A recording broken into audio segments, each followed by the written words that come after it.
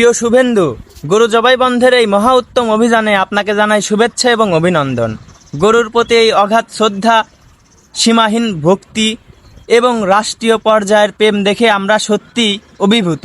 আপনাকে নিয়ে একটি স্ক্রিপ্ট লিখে নিয়ে এসেছি। বয়স হয়ে যাচ্ছে, মনে থাকে না, স্ক্রিপ্টটা মনোযোগ দিয়ে শুনবেন। আশা করছি এই মেসেজটা আপনি দেখবেন। এই ভক্তি যেন কেবল বক্তৃতা মঞ্চ, মিছিলের স্লোগান আর টিভি ক্যামেরার সামনে আটকে না থাকে। যদি এখনও শুরু না করে থাকেন, তবে আজ থেকেই 3 বেলা নিয়ম করে গোমূত্র সেবন করবেন।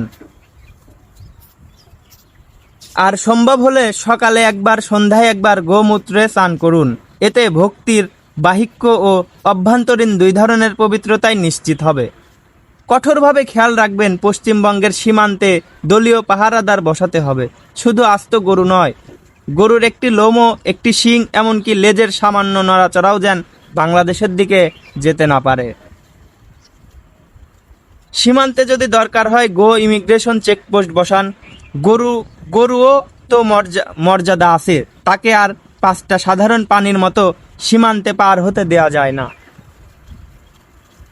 মমতা ব্যানার্জির যুগে গরু যে কত অবহেলিত হয়েছে, কত অসম্মানিত হয়েছে, তা ভাবলেই চোখে জল চলে আসে।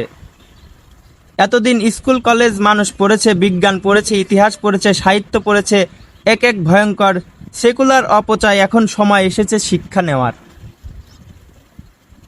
শিক্ষা প্রতিষ্ঠানগুলোকে প্রকৃত অর্থে পবিত্র কাজে ব্যবহার করার স্কুল কলেজের শ্রেণীকক্ষগুলোর গরুর সম্মানজনক আবাসন রূপান্তর করুন। ব্ল্যাকবোর্ডে গণিতের সূত্র না লিখে লিখুন গোমাতা সর্বোচ্চ, গোমূত্রের অত্যাধিক গুণাবলী পরীক্ষা করা হোক, ছাত্রদের শেখানো হোক গভীরভাবে শ্রদ্ধার সঙ্গে গোমূত্র সেবন করতে হয়, কিভাবে গোবরের সামনে মাথা নত করতে হয় এবং কিভাবে রাষ্ট্রীয় উন্নয়নের বদলে গো উন্নয়নকে সর্বোচ্চ অগ্রাধিকার দিতে হয়, এটা শিক্ষাবেন। প্রতিটা স্কুল কলেজ, প্রতিটা শিক্ষা প্রতিষ্ঠানে এটা শিক্ষা দিতে হবে। ঠিক আছে শুভেন্দু অধিকারী, ছোট্ট একটা মেসেজ আবারও আপনার জন্য। ভালো থাকবেন। আপনাকে জানাই লাল সালাম।